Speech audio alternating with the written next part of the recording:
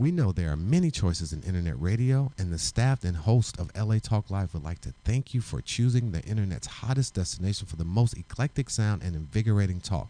This is LA Talk Live. We are more than just talk.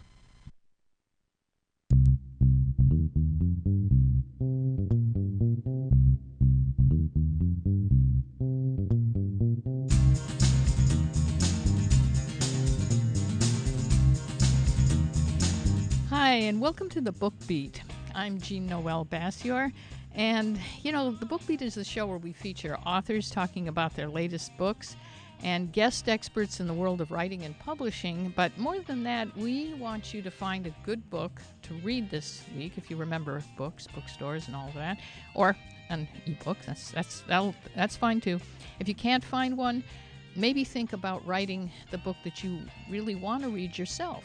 And that's why we feature guest experts. And this show, we've got a wonderful one for you, someone really known in the world of publishing, both mainstream and self-publishing.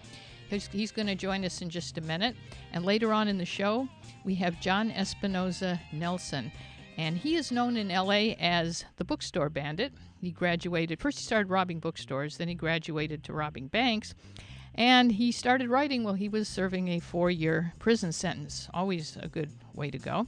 And his book is called Where Excuses Go to Die, and he'll be joining us in the second segment.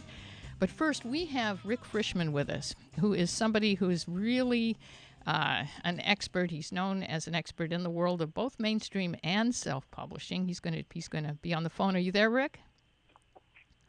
I am. Can you hear me? Yes, I can hear you.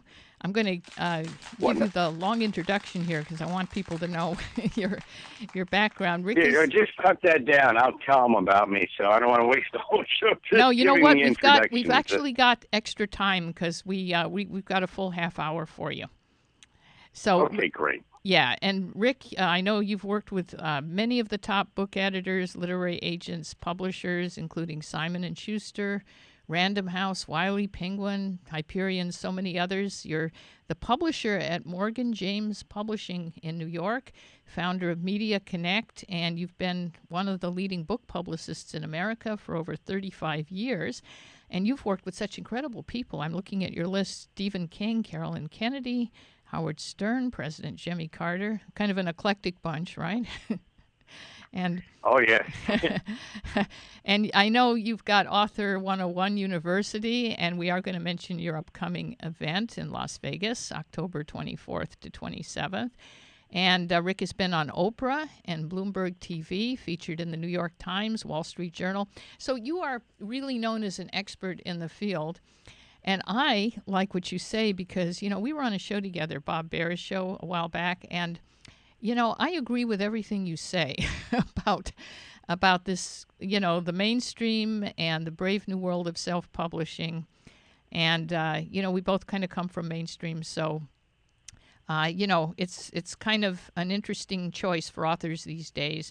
So what do you think, like for a new author who's really confused about whether they should go mainstream, go with a company like Morgan James, it's a POD company, or self-publish, how is an author to know what to do these days? Okay, great. And by the way, Morgan James Publishing is a hybrid. We're a traditional publisher, and let's talk about the three different ways of publishing. And for all of you out there, you have more power. You're in a wonderful time. When I started in 1976, there was kind of only one way of doing it, and so the three ways of publishing, and traditional is the old way, and a lot of our folks don't think it's the right way anymore. Although I would love to see all of you try to get published by a traditional publisher. I have, by the way, 13 books out. I have 2 more books coming out this year, and I'm the crappiest writer in the world. I suck as a writer.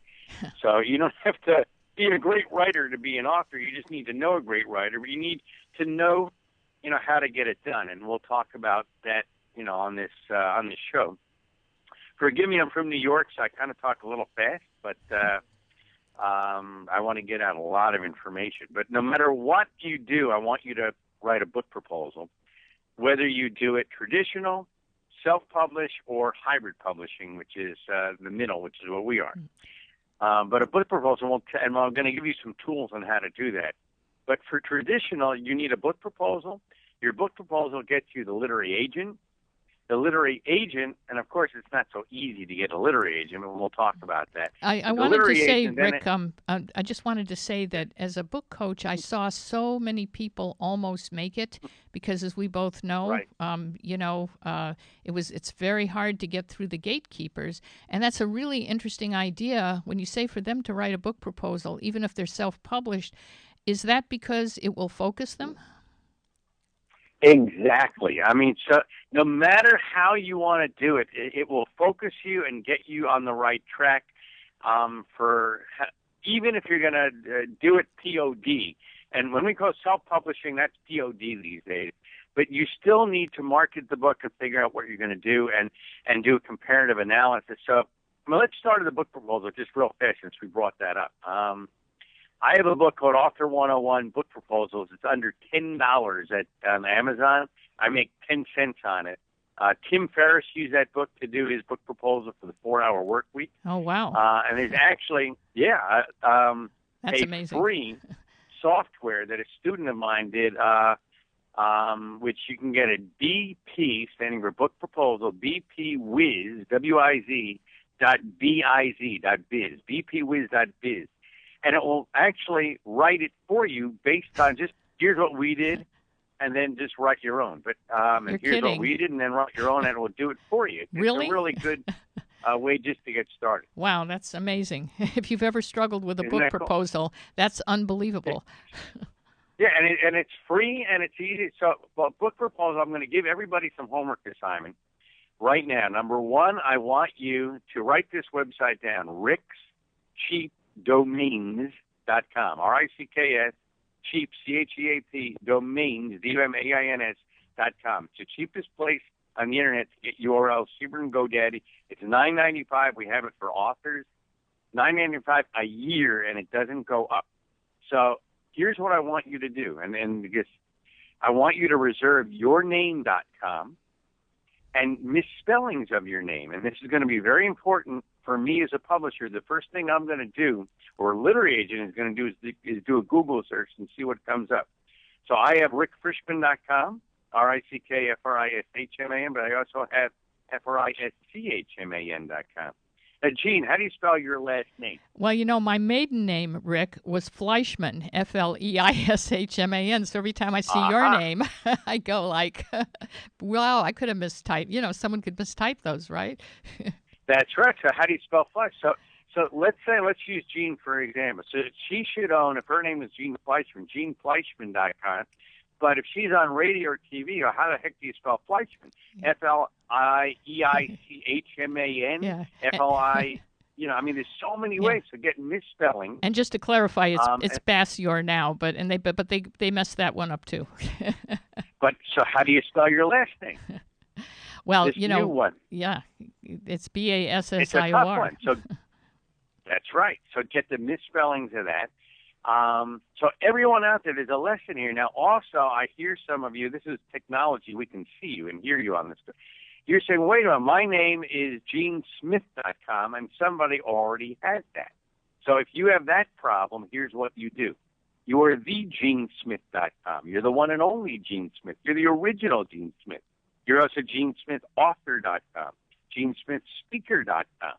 Okay, so you need to own every URL of every possible way of getting your name. Now, secondly, I want you to write down 3 to 5 titles of your book. And if you don't own the URL for the title of your book, it's not the title of your book. So I'll give you an example. I have 15 books. I have the URL for every title. Here is the secret sauce. A title should be 1 to 5 words. So think of the 4-Hour Work Week, Blink. I have a book, Where's Your Wow? Guerrilla Publicity, Guerrilla Marketing for Writers. Yes, there are books that have longer titles, but if you can keep it to 1 to 5 words, it's better. And then the subtitle of your book is the promise of the book. So, like 17 ways to get people to wish they were you. 18 strategies to make more money by next week. All right, but I want you to own the URL to the title of your book and also put book after it. So I have where'syourwow.com. That's one of my books, but I would also own where'syourwowbook.com. Back to the proposal. So you need to have your title. I want you to write, 3 to 5 titles, because they may change. I want you to write 15 chapter headings. I want you to do a comparative analysis of other books that are out there and why yours is different. Tell us why you are the expert. And again, we can't go into great detail, but I'm just giving you the basics. And then also who you are, again, what your platform is. Do you have a radio show like Gene? Are you a professional speaker? Do you have a newsletter? Do you have a blog? How many websites do you have? Have you been on radio and TV and newspapers? So go to my site, rickfrishman.com, and your site should be similar. When you get there, I have streaming video. I have streaming audio. I have links to all my books. I have testimonials. So all of that should be there. Remember, the first thing a literary agent will do, or a publisher or a producer, is do a Google search and see what comes up. And then lastly, you should have an ethical bribe on your site, which is a freebie that you give away so that you can start building a list, because, we want you to have a newsletter. So on my site, every site I have my $1 Million Rolodex for free. So when I'm there promoting my book, I don't say go to Author 101 and buy my book, because then I'm an obnoxious author. I say go to Author 101 and get my free $1 Million Rolodex, 141 pages long. You can find literary agents and producers and everybody you want, et cetera. So the proposal is step one, no matter how you're going to publish, because it will set you up as to what this book is, why is it different, why is it needed, comparative analysis, and what are you going to do to promote the book when it comes out. And that's going to either turn us on immediately or turn us off. And but it is your first step, no matter how we decide to publish the book. So that's great. That's great advice, because Rick, I think we see in this age of self-publishing. I mean, the good news is anybody can self-publish. The bad news is anybody can self-publish, as far as I'm concerned, because there are so. You are. You agree? Oh man, you are so right. Is that my schnauzer can self-publish and has a book on how to meet other schnauzers. Right. He's probably got his POD. Yeah, he's probably got his paw print on the cover, and it looks really beautiful, right? Because I've seen. And 5 other schnauzers bought the book, but the average POD book sells under 100 books in its lifetime. Wow. Amazing. And the other thing about POD, which is print on demand, and that's Ex Libris and Lulu and CreateSpace and Author House. I mean, there's hundreds of them, but those are the biggest ones. Author Solutions now owns most of them. Right. Is that it will never get in bookstores. The people in major publishing and also producers know that you self-published it.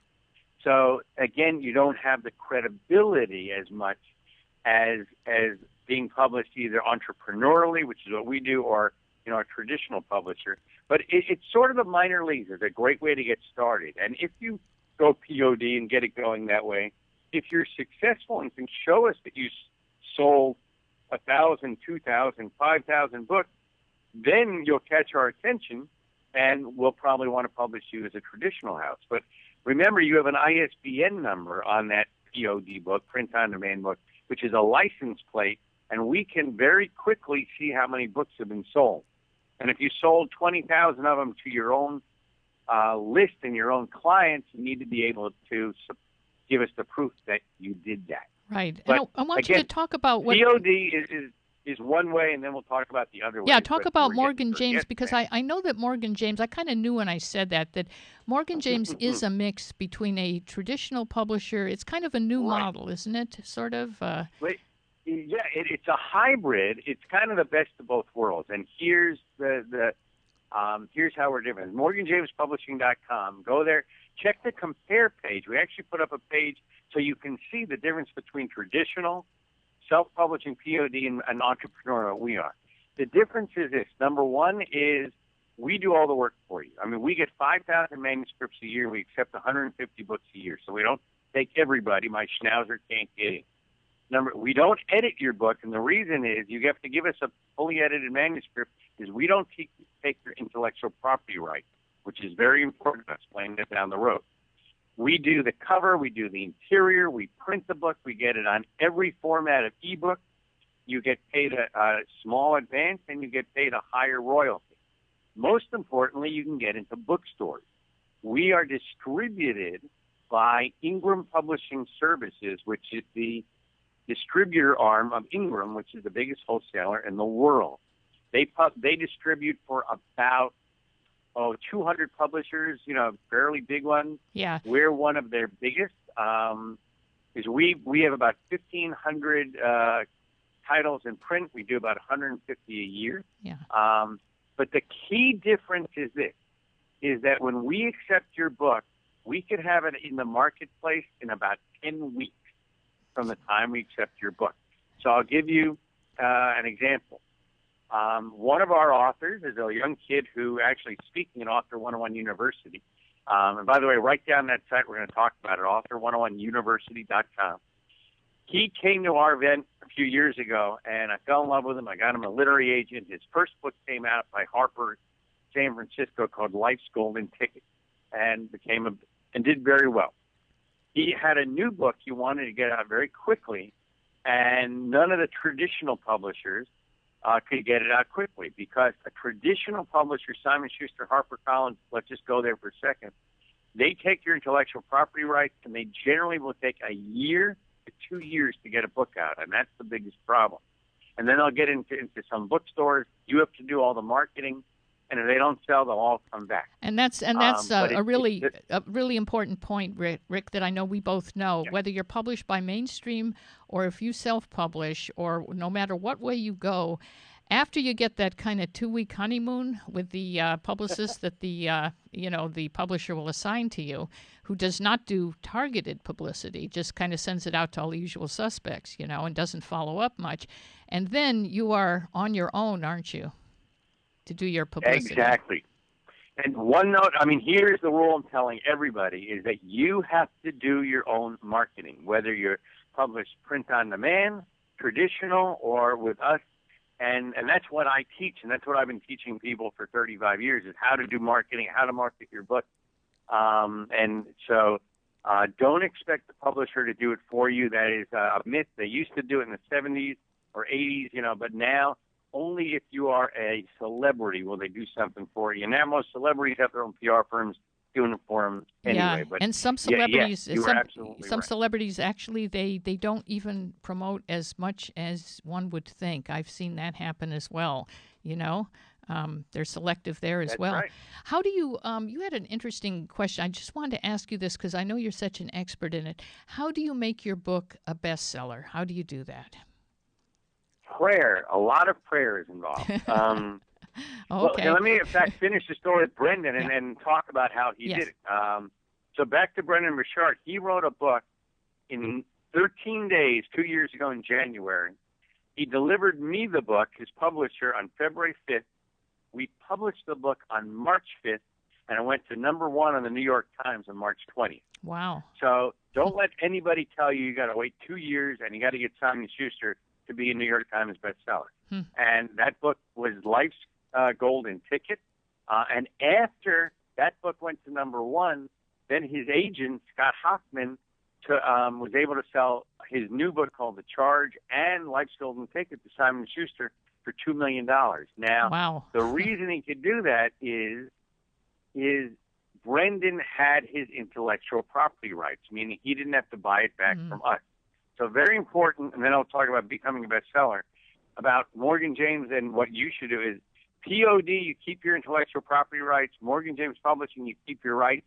The key thing is being quick to market, have a chance to getting on bestseller lists because you're with a traditional publisher with books in bookstores and we're considered a traditional New York publisher, and one that will support you and have you as part of the team. Nothing gets done unless you approve it. The way to get to be a bestseller, there's many different definitions of bestseller. So, for instance, I have a book coming out on October 8th, and I will have it on as a Amazon bestseller by October 15th because I have a list, and I have lots of friends who have lists, and they'll send it out, and we'll have people buy the book on Amazon. And literally, if you buy only a few hundred books at a time, it gets bought, not by yourself. Through Amazon on one particular day, you can be number one by category. So yes, it's category, the mysterious Amazon algorithm system that is a deep secret. However, that's really important what Rick is saying. It's very hard. Because if you just buy a couple of hundred, because these figures change every hour. It's your ranking on Amazon, and just a couple of hundred can really push it up there, can it? If you get a couple of hundred friends to buy it at the same time. If you can get even a couple of hundred friends at one time, you can push it up, and we can get it on a bestseller list. So I had a book come out on a few years ago on Networking Magic. I was 850,000 at 9 a.m., and I was number one of every book in America at 4 p.m., and that's because Jack Canfield sent out a mailing, Harv Eker, Mark Victor Hansen. So we had hundreds of thousands of people getting a mailing to buy the book that day. And that's one way of doing it. Now, to become a New York Times bestseller, that's a horse of a different color. Right. You need to be selling in the bookstores thousands and thousands of books in many different areas, many different places, in real live bookstores. So, and again, Brendan, we went to number one in the New York Times, but that's because we had it orchestrated where we were in bookstores all across America. But most folks listening tonight, we would just want to get to be a national bestseller on Amazon, and that's very, very doable. But the point is I want every one of you to get published. And whether it's print on demand, which is the minor league, whether you can get to a Simon & Schuster to get a literary agent to sell you to a major publisher, and my feeling is only sell to them if, you have time, where it's okay if the book comes out for a year or two later, and if they've given you a whole bunch of money. I mean, it's nice to have, I've booked with McGraw-Hill and other major publishers, but you know what? The average reader doesn't really care that McGraw-Hill is on the spine of the book. No, they care about the book. They don't anymore, and that's why I've been a slow convert to this whole new world. But I get it, and you know what? A couple of months ago, I would have said I don't know about manipulating Amazon, but I'm beginning to see that actually, if I look at it in one way, it's that we as authors now, we really do have the power. Before it was all about the gatekeepers in traditional publishing. And that's something that is exciting for me as a mainstream journalist is to see, it's kind of like backpack journalism where everybody's got a camera, everybody can be a journalist, and everybody can be an author. And so there are advantages to that. So we're not dependent on Amazon, the gatekeepers. it's like you're not buying the books yourself. You're having friends and family and other people buy the books. Right. They're real sales, and that's the difference. Right. Is that we're not manipulating. I mean, we're just getting our friends to buy the book during 1 week period. That's all. We're strategizing. A perfectly good thing to do. We're strategizing. But all of you you are right, and we can all do it. And so one thing, Brendan came to our event. Again, he was broke. He was actually bankrupt at the time, and he borrowed money from his parents to come to our event. And he brought a book proposal. So the first step is having a book proposal, or at least even a 3-page synopsis of who you are and what your book's going to be. And again, we want to invite everybody, and then we'll talk more about publishing, just so you know about it. The Author 101 University, which is October 24 to 27. Actually, Brendan is teaching on the 24th and 25th how he got published and how he went to number one on the New York Times. So that's a pretty good guy to hear from. We have literary agents. This is the real key thing. We have literary agents, we have publishers, we have ghostwriters, we have packagers who are going to be on panels teaching, but also then are doing meet and greets where they are looking for new authors and signing new authors on the spot. So we have folks that came last March to Author 101 who are already published now in October and bringing their book. We have one agent, Bill Gladstone, who is Eckhart Tolle's agent, who is the guy who came up with a whole idiot's guide. Yes, he'll be on this show, by the way, in 2 weeks. No, he's wonderful. I'm Bill very excited. Comes, I have him talk about Author 101. He picks up between 5 and 10 authors at every event and signs them right on the spot. Yes. If he falls in love with them. He's one of the biggest, literary agents in America. He's a major agent, yes. Yes, so we have great literary agents, we have publishers, and you get to, listen to them, but you get to hang with them and pitch them your books. And that is the best way to get a literary agent or publisher, is meeting them face to face, because literary agents and publishers, we get 500 query letters a week, and most of them are lousy. So the ones that we want to publish and that we really fall in love with are folks that we've met face to face and have learned about how to do it right, have done a book proposal. And again, when we do a Google search, I see their website. I see that they have a radio show or a newsletter. I mean, Gene, I want to publish your next book. How many books do you have out? Well, I went traditional with my first book, and maybe you will publish my next book, Rick, because I'm becoming a convert. Right. Well, and I was traditional too, and all of my first books were traditional with McGraw-Hill and other major publishers. But I got sick of waiting 2 years. I know. And also, waiting for royalties a year every 6 months. Right. And here's the key thing. So my book, Where's Your Wow, is with McGraw-Hill. It's still selling. I would like to get it back and republish it and update the book, but I can't get the rights back. Well, did you have a 5 year? Other books and been able to get it out. You didn't have a 5-year clause in the contract, or did they buy it for more years, or is it? I don't think so. They're still selling. They don't want to give me the rights. But check. One thing authors don't do, and I've been guilty of this myself, is read the fine print in the contract, because I don't know. Maybe it's just a lot of them are 5 years, on the rights. So you. Yeah, I got to check. It may be there. You're right. And actually, I would say to everyone, never sign a contract with a major publisher unless you have a literary agent or a literary attorney at your side. Yes. And by the way, we're going to have Peter Hoppenfeld, who's a amazing literary attorney at Author 101 University, and teaching about your rights and about trademark and about copyright and things that you all need to know. So just show you, it's author101university.com. It's actually, if you have 2 more days, if you use Early Bird 13, you save $100, but it's still, it's only $497. You can bring somebody for free. It's in Las Vegas. And we have a Facebook page, by the way, Rick Frishman, Author 101 alumni, which has over 1,100 authors. I invite you to join. And they're just authors helping each other. So it's a family of people that can help you. And I invite you to join. I'll accept you, because everyone needs as much help as you can get. And it's a crazy industry out there. So, I hope to see you in Vegas, but I hope, right now you start writing your book proposal and start working on your website. One other thing, again, is please get my Rolodex. It's free. Just go to author101.com, and there's tons of resources there that will help you get started with your book proposal and writing your book. I have ghostwriters. By the way, I don't even write any of my books. I have, I just talk them, just like we're doing this. I would do a half-hour talk with Gene once a week, and that becomes each chapter. And if you have 15 chapters, right there you have your book done just by talking your book and then transcribing it and have a ghostwriter.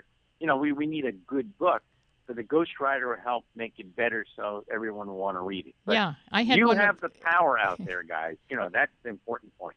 That is, and you've Rick, and you've got your newsletter too. Don't forget to mention that. I get it. And my newsletter comes out every week, the Sunday Tips. And again, just go to rickfrishman.com or author101.com and just put your name and email. That would get my newsletter for free. And the newsletter has really great tips. Again, if you get the $1 Million Rolodex, that will also automatically sign you up for the newsletter.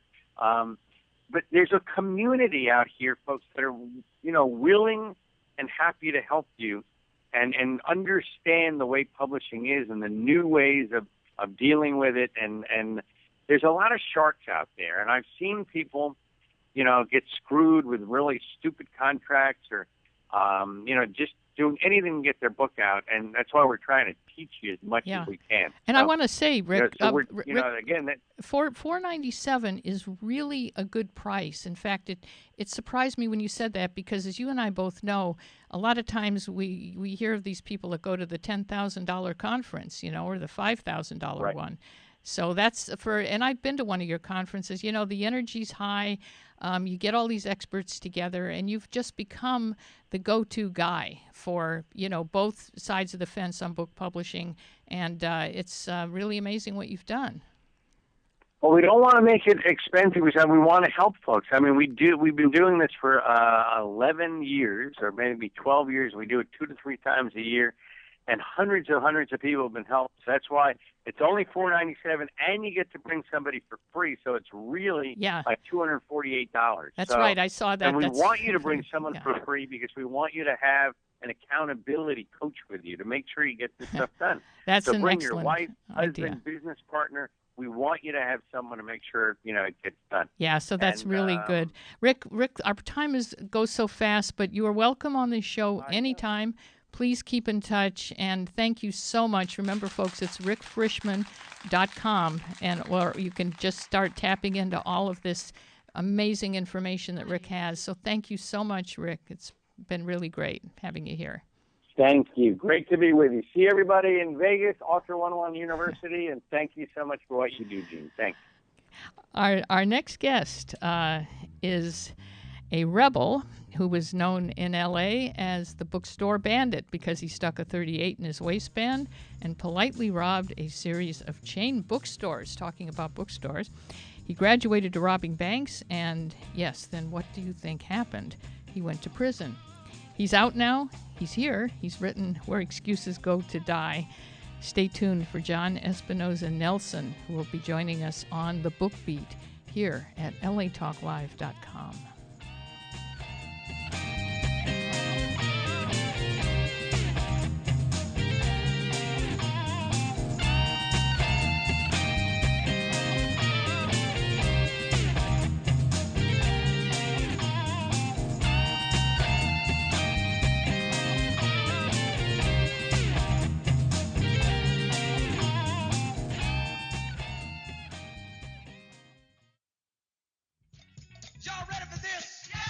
Hi, I'm Jerry Bell of the Daz Band in New Birth. And I'm Brahima Arsalan. Inviting you to join us every Wednesday at 2 p.m. Pacific Time for Jerry Bell's R&B Soul Classics, baby. Join us as we play some of the greatest hits of soul and R&B and listen in to interesting discussions with the legends of the music. So don't you forget, join us on the Jerry Bell's R&B Soul Classics. You'll love it. Exclusively on LaTalkLive.com. You can also catch us on iTunes Radio, R&B, Live 365, Radio Flag, and now Stitcher Radio. Or watch us and listen directly at LaTalkLive.com, baby. Reality radio handcrafted for your listening pleasure. This is LA Talk Live, and we are more than just talk, baby. We are music.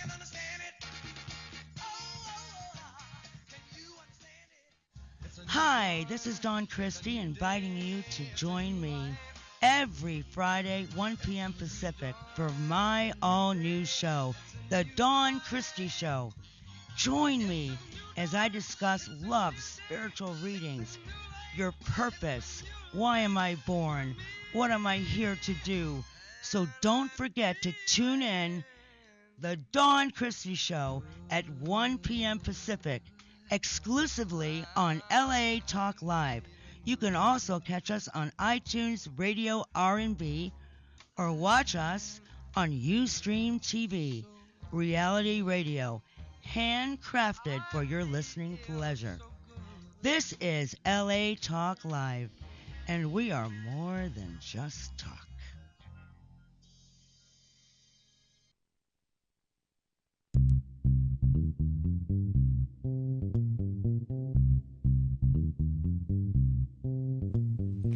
Hi, and welcome back to The Book Beat. I'm Jean Noel Bassior, and our guest this segment is John Espinosa Nelson. And let me give a shout out to my brother who composed that bumper music. John just reminded me that it is my brother's music. And thank you, Rick Fleischman of Visual Music Service. Now, as a kid, John Espinosa Nelson pushed back against authority, against the egos of his young and successful parents. And as a young man, he became known in Los Angeles as the bookstore bandit. I remember reading about you, by the way. Remember? And then he went on to rob banks and was finally caught, went to prison, spending 4 years at, quote, doing the only thing I ever finished well. John speaks to the excuses we all make and the toll they take on us and on society. And he speaks about how to maintain communication with adolescents, why good kids from good families go bad, and much more. And his latest book is Where Excuses Go to Die. Welcome, John. Thanks for being here. So I have to ask, why did you pick on bookstores? I mean, why not knock off 7-Elevens or something? You know, just bookstores happened to be a place of enjoyment for me as I was growing up. I spent a lot of time in the aisles and checking out books and reading what I couldn't afford to buy, just sitting there for a long time. And those were days when you could sit in a bookstore for hours on end. I remember bookstores. Well, yes, when they were around. Yeah. I had a friend who worked in a bookstore, and it was basically information that I picked up hanging around with other friends, waiting for one or two of them to get off work. Information like when the registers were emptied, when the safe was opened. And this information essentially stayed dormant in my head for a long time, many years, 5 years, in fact. And after some rather misguided youthful adventures over the course of a few years, I found myself desperate for cash, and this information came hurtling forward, and I took advantage of it. Made sense at the time, right? It made sense at the time. A lot of things made sense at the time that I look back now and think they're not so good. Well, and I'm thinking, you know, the question would be like, a lot of us wonder, like, how desperate do you have to be to actually, I mean, was it scary to contemplate even doing that? Or did you sort of feel like, oh, I can do this, you know? Just the opposite. Really? I really believed in my overwrought I sort of over-intellectualized the whole thing. There was one of the employees at one point had been robbed, and she told the rest of us her experience. Somebody came in, waved around a gun, and she was so unhappy in her job, unhappy with the manager, unhappy with the company she worked for, that she was happy to hand over the cash to this person and then empty out another register and send him on his way. Really? And, you know, told us this story with a beer in her hand and was proud of herself. Yeah. And again, that was something that was filed away. Yeah. And as I was over-intellectualizing this decision to rob this bookstore, the very same one, but several years later, all of my friends had moved on. I thought that certainly there would be somebody there like her sitting behind the counter, looking at the clock, couldn't stand their boss, couldn't wait to get out of there to go with their friends, someone roughly my age, that would react accordingly when I actually was a nickel-plated movie prop 38 that I had in my waistband. It wasn't a real one. No, and I pulled my T-shirt tight behind my back to reveal the shape of the handle, and after some pacing back and forth out front, walked in and said, "Listen, I don't want to hurt anybody. I just want to get the money and be on my way." And I really believed that would be something that doing them a favor, indemnified by the fact that they were apathetic, that they would do the rest just by seeing the quote-unquote credentials, and in their apathy, here's the money, just like the. Well, it's almost like, the way you describe it, it's almost like, well, if somebody hates their job and hates their boss, I'm actually doing them a favor by, asking them to hand over the money. I didn't necessarily drift into the favor part, but it didn't take it that far. It was just as delusional in that I didn't think that the consequences or the rules or the law applied to me, and I somehow thought that this was okay behavior, and it wasn't. Unfortunately for me, it worked. And I was right, and I basically applied that same thinking to a number of other. Well, so I have to ask you, when you graduated to robbing banks, and I know you've been asked this before. I saw the 2020 guy did this, but what does it feel like to rob a bank? Well, I remember being asked a question by the 2020 guy, right. And I was nervous because I didn't want to make it sound like I know, and I didn't want to play it up. I wanted a fuller answer because they didn't give you enough time to respond. I knew that was going to come back to haunt me. It was a rush. I mean, it was like a roller coaster. It was something that I had thought about and thought about and thought about, and I had already made this larcenous jump through this door that opened up. And it wasn't much of a justification process, so I just went and had a note. Something in the back of my head said, don't do the revolver routine, just give her a note, give them a note, whoever it was. And it turned out to be a very crafty teller. This was actually number 5. It was the 5th bank. Wow. And she stuck a die pack in a stack of $100 bills after several real ones. And, of course, my eyes are looking at all the diamonds, not looking at any of them, one of them specifically. And I took the money, and the die pack exploded outside, and the rest is history. Wow, wow. But the first 4, actually, you were successful, right? I was, yes. And was that like does that bolster your confidence and sort of make you feel invincible? Ridiculously kind of? so. Yeah. Ridiculously. Especially if you're already operating from a starting point of the rules don't apply to me. I've got all the answers. I've done it so I can get away with it. And it was about a 6-month-long spree that ended with that 5th bank. Where I was apprehended. And was it Wells Fargo, Bank of America? No, it was actually Trans World Bank, which is no longer among us. Well, that's probably you feel good about that, right? Well, not particularly, but I am concerned to some degree that people might think that I'm proud of these things and this was a big adventure, I'm asking these questions because, see, I think that, like there's a lot of books that people go to prison and a lot of people write books, but the question I think a lot of people have, or at least I have, is that we want to know how it feels to get to the point where you are looking at things differently. It kind of reminds me of being an expatriate in a country, because I lived as an expatriate for a while, and you have this feeling that you're outside of the rules and the laws don't apply to you. It's that same feeling, being outside. Okay, let me give you an example of how far outside reality I was thinking. Yeah. I committed a robbery. Someone gave me a bunch of money. I walked out. It was a very quick, polite transaction, if you will. And I had purchased a '65 Lincoln Continental with the stolen money, and I was racing it up the freeway, up a hill. And I had the money in the front seat with me, and it exploded in the car and went flying out the window at 65 miles an hour.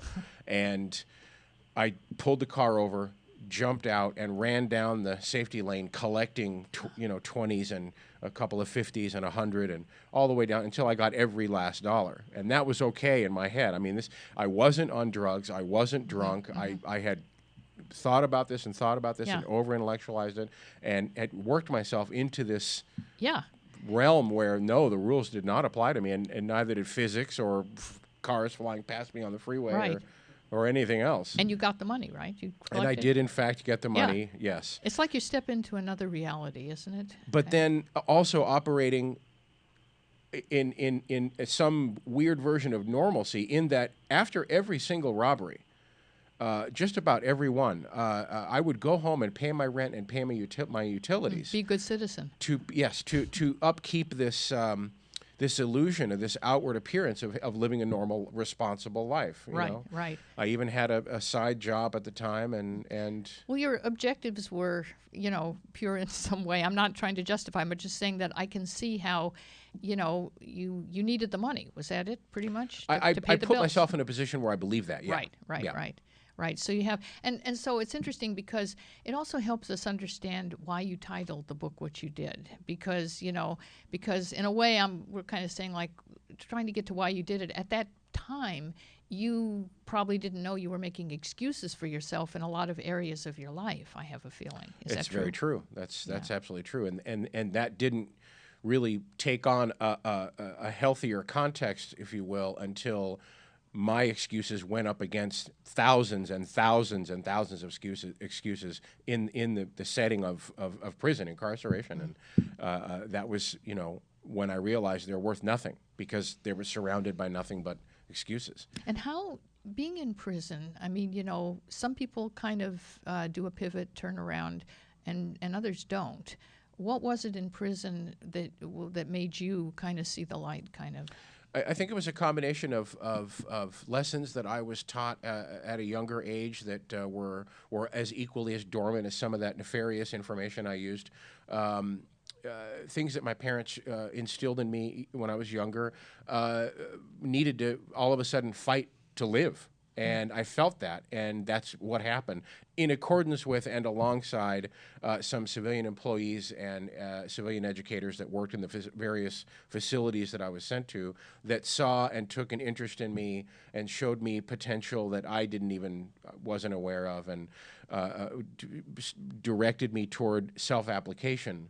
And as you had mentioned in the intro, prison was the first thing I ever started and finished, period. What was your attitude when you went in? That you were going to? Were you resentful, or was it I'm going to succeed at this, or was it sort of screw everything and I was too good for prison. Okay. I was too good to join a gang. I was too good to be a part of the Nazis. I was too good for the these guys and that guys that wanted to do the tattoos or to jump me into a gang. I just wouldn't have any of it. I was a loner, and this astonished most of the guys that were institutionalized. My attitude offended them so tremendously they were confused. It was getting inside the cage to then begin poking the tiger. They couldn't figure you out? No, and I was my arrogance was so incredible that I was just too good to be a part of anything. How come that didn't piss them off? Oh, it did. It did. It did. I had to do a lot of fast talking, and I got cornered a lot, and I managed to put up my dukes, so to speak, enough times and in enough occasions to where they thought, okay, well, at least the guy will defend himself, and he's got a mouth on him. But, somebody that would decide to say, come and take my tennis shoes or my dessert or dinner or food or something, or my dignity. Kind of test you, sort of. Right. Yeah. Would at least know that, okay, he's going to fight back, so I'll go to the guy that doesn't. So that went a long way. So you were a fighter then. You were good. Not necessarily a good one, but you don't necessarily have to be. Right. You just have to make the effort, and they see that effort, and then it becomes a question of, I don't want to piss off the sergeant. If he sees me picking on this guy, he's going to fight back. But the sergeant might look the other way if I just go over and take this guy's stuff, and he's not going to say anything, so he won't make a ruckus. So as long as I don't make any extra paperwork for the sergeant at his end of his shift, I'll just go with the lesser of two hassles. The guy that's going to fight back or not. Again, you don't necessarily need to win. You just need to make an effort. There's a lot of strategizing that goes on, I would imagine. On a daily basis, yes. It's a constant... I would think moment by moment. Yeah, very much so. And in living like that, you literally are able to, after a very short period of time, look at another human being and size them up in terms of, do I want to be next to that person for the next 10 minutes or the next 5 hours while we're sitting in this holding cell or whatever the case may be, waiting for, staying in line for chow or what have you. You operate almost like the Terminator with the information that comes up on the screen, and you don't want to be next to that guy, but these guys are nice and calm. I'll go over here. So you really learn to read people. You read people. You learn to trust people who you can read better than others, and you adapt. You adapt, and it's social networking in the most extreme sense. So, how did you come to the point? I know you won an essay contest. I know you started writing in prison. I placed. I didn't win. You placed third place, right? It was I think, yeah. But I mean, how did you come to the point in terms of the subject matter and where excuses go to die? Let's talk about excuses. Like, when did you realize that you had been making a lot of excuses in your life? Well, it was a series of conversations that I had with one of the civilian educators, and we talked about character a lot. That was part of his pitch to the students, his inmate students, and we sort of came up with this idea that when it comes to character, you either earn character or you just become another one of these guys. And he would point out, like gesture. You say, become a character, right? Yeah, get character or become one. And through a series of informal chats that he would try to have with the inmates, a lot of these ideas were played around with. And I was doing a lot of writing, a lot of journal writing, and he wanted me to join this statewide prison writing competition. And my reaction to his proposal was, what is a writing competition going to do for me? How is that going to get me a job when I get home? What's winning a writing competition going to do in terms of mending things with my parents? And he looked at me and said, it's a wonder you can get through the door. Your head is so big. Here you are, discounting the value of making the effort, and you've won the thing at the same time. How can you exist with a head? Does your blood even get that high and to fill that much space? I'm just asking you to try, and you're giving me all these reasons why it won't work. You were giving him excuses. Yeah, giving him excuses. Just put the thing in the mail and forget it. And it's one of the principal lessons and messages that I try to get across in the book, because that was one of the turning points that made a big difference. Because he was so incredulous. And we'd gotten along so well, but the blood just fell out of his face.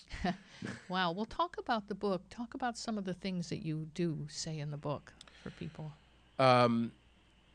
Where Excuses Go to Die, for me, is primarily a vehicle for me to show that everything that the public has learned in terms of how to define what prison looks like is, when you walk into that environment, it's one sort of Hollywood cliche about prison that just falls like dominoes in front of you, because it's not what we've all been sort of trained to recognize, the rape, the riots, and the rotten food. And I think that Piper Kerman's Orange is the New Black has sort of shown exactly my point, in that the public is hungry and ready for a new definition of what prison looks like. What was the thing that surprised you most? The heart and the humanity that exists in that environment was so tremendous for me. It was just as intimidating and daunting on a humanistic level as trying to always be on guard. It was just as important. My interactions with people that were just as articulate or as smart as any number of inmates are in that environment showed me a lot about myself. And most importantly, it got me to shut up and just start listening to the other people that were in situations far worse and more detrimental than mine, be they circumstances that they brought on themselves or an unfortunate conveyor belt of gang life and institutionalization that they were involved with from a young age. It just got me to listen, and that's one of the things that I try to get across. It took a huge Hiroshima-size event for me to start to pay attention to people other than myself, and to start to understand that my actions and my decisions really affect the people around me. And I had no awareness of that prior to this experience. That's interesting. So prison kind of connected you with people in a new way, kind of? Or? In a way that has yet to change. In a way that changed me and that I have yet to let go of, and I embrace everywhere I go. It's interesting how many lessons I learned in that environment apply to the world at large out here on a daily basis. I can't go left or right without seeing something that reminds me of something that I learned, a lesson that I learned, or that I watched another person learn in that environment. And that's all wrapped up in Where Excuses Go to Die. So, yeah, I was going to say, so you tell the story there of what it was like, your incarceration, right? And then if, like, kids read this book or young adults, is it going to also kind of help I them? think it'll speak to a very, very wide range of people. I would say safely from about age 14 and up, because there are so many things that, again, that I saw other people experience, or that things that were shoved in my face by people that cared about the potential that I was not paying attention to or not aware of, that I think speak to a lot of realities that people have in their daily lives, young and old, outside of that environment today. It must have been. Was it nice to have somebody care about you? Oh yeah. It sounds like that was a factor. It really was, because I had whenever you go before the classification board as soon as you arrive at a new facility, and they move you around a lot to keep you from getting into the gang situation. And when you're classified, they basically score your security level by a point system based on behavior and your job performance. And as soon as I opened my mouth, they said, "Oh, that guy's a clerk." So they put me in, filing things or what have you. And that put me in the sphere of other civilian employees, sergeants or lieutenants, and conversations would happen. And that also allowed me to see that, a lot of these people were just there doing a job and doing what they believed in. They weren't necessarily the evil stereotype of the guard that's going to beat you as soon as we go around the corner, or the evil warden. And a lot of those stereotypes were broken. They do exist. There's a reason why those cliches exist, believe me. There are some. But in my experience, I had an opportunity to make so many different connections, again, on that humanistic level, that it defied a lot of, what we know as prison. The stereotypes. Well, it sounds like you found more humanity there than you expected. And inhumanity. But focusing on the humanity is what kept me going. That seems to be what your focus was, though, right? Yeah. So it was really a life-changing experience. Finding so many pieces of the human heart mixed up in such dark acts and dark circumstances and consequences, it was heavy. It was heavy, and it was life-altering for me. And a lot of what I learned was sort of overturned a lot of the juvenile habits that I had. They were broken, and it still, again, reverberates on a daily basis. And you had your parents weren't negligent or anything, right? They were young, and they were hardworking, and they were imperfect. They were human, and I was sent to a series of schools, starting with Catholic education in my first grade on up, where compliance was more important than academic performance. And my mom, being an educator, a teacher, and a Catholic one, when the nuns gave a report, it was a gospel. It wasn't questioned. And so why I wasn't applying myself wasn't really ever talked about.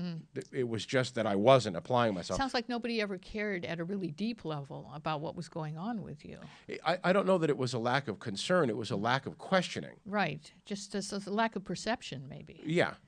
Or a perception based, again, on compliance and with a bit of a religious, fervor to it. Right. That that there wasn't a lot of questioning regarding the lack of application. Kind of a superficial compliance kind of a thing. Very much so, yeah. So in the few minutes that we have here, I think bringing it back to the title, which is really a good title, let's talk about excuses, if that's okay with you. Because if people are listening now, we're all making excuses every day.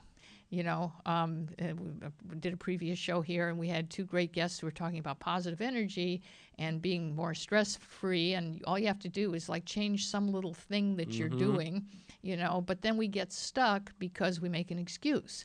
We say somebody says you should really get up from your desk and stretch and do this great exercise, and a lot of people will say, well, I don't have time. That's their excuse. I don't have time. I don't have 3 minutes. I don't have 2 minutes. I don't have 1 minute. So talk about how we hypnotize ourselves with excuses? Very much so. Very much so. Excuses are our best friends and our worst enemies, because on the one hand, it's a great learning tool for all of us as we grow up, our children, to understand that excuses are generally valueless. And yet at the same time, we're also sort of conditioned to want to be somebody that doesn't make a mistake, rather than being the person that has made a mistake and can admit it and learn for it, or admit it and learn from it and own it. And so we have these two conflicting things that most people will usually take the easy road out and try to appease the immediate pressure that's before them. And so excuses just tend to be this path of least resistance. Yeah, exactly. Yeah. And so what would be the first step for someone listening now? What's a little thing just tonight that they could do to stop the next opportunity to make an excuse? Defy that inner voice and stand up and own whatever small mistake it is that you've made that you're about to make an excuse from. Just to try that contrary action, if you will. Tell the truth, sort of, or well, to be yourself more primarily.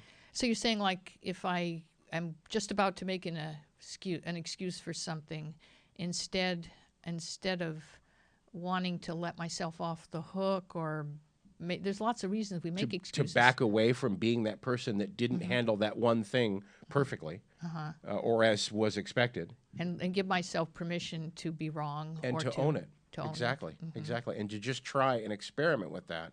And, it sounds really simplistic, but on a daily basis, think about how many times we make an excuse either in traffic for, rude behavior or somewhere else that we think is justified.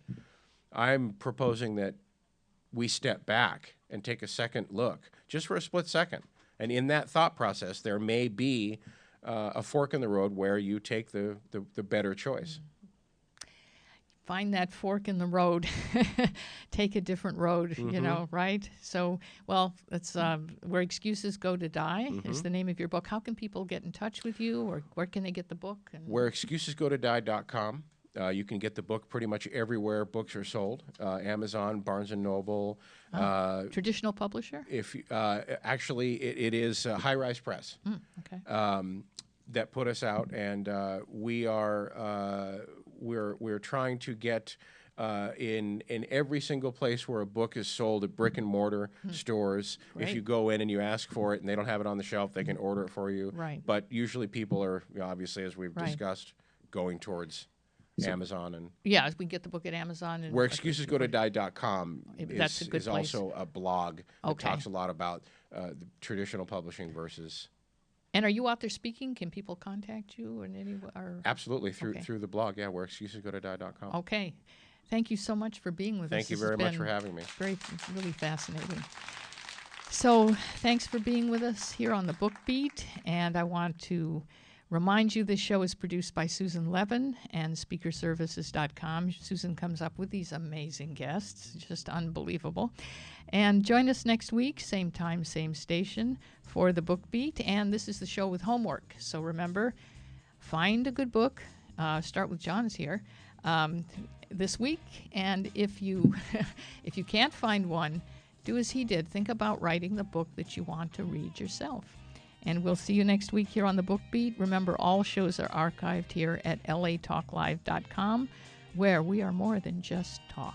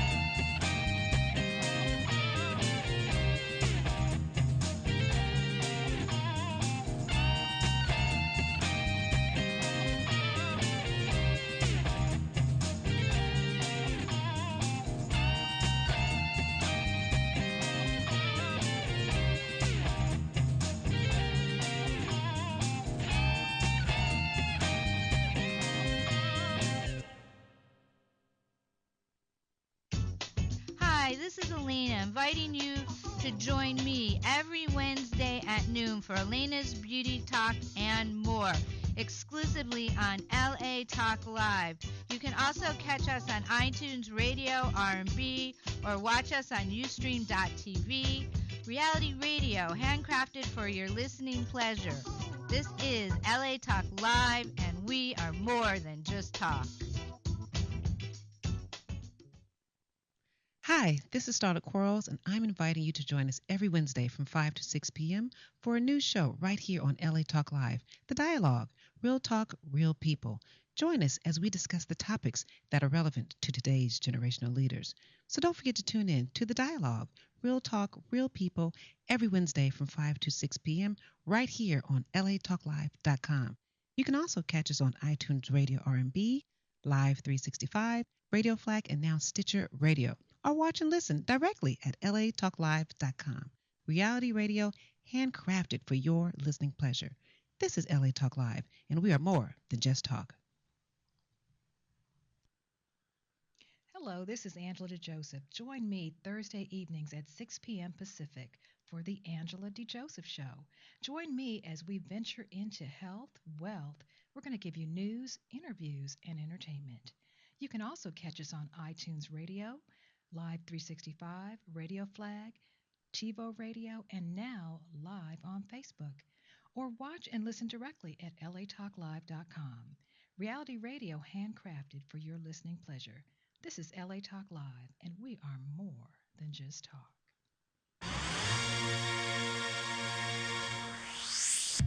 Hey everybody, it's Miss R&B, and I'm inviting you to come and hang with me every Thursday night at 9 p.m. PST for Perspectives Corner with Rona Roe Bennett on America Talk Live. Hear and see interviews and live performances from some of our favorite celebrities and personalities in entertainment, sports, business, and the wellness industries. We're getting lifted and we're going deep, talking about life and empowering the champion in us all. See you there. Hi, this is Dawn Christie inviting you to join me every Friday, 1 p.m. Pacific, for my all-new show, The Dawn Christie Show. Join me as I discuss love, spiritual readings, your purpose, why am I born, what am I here to do. So don't forget to tune in The Dawn Christie Show at 1 p.m. Pacific, exclusively on LA Talk Live. You can also catch us on iTunes Radio R&B or watch us on Ustream TV, reality radio, handcrafted for your listening pleasure. This is LA Talk Live, and we are more than just talk.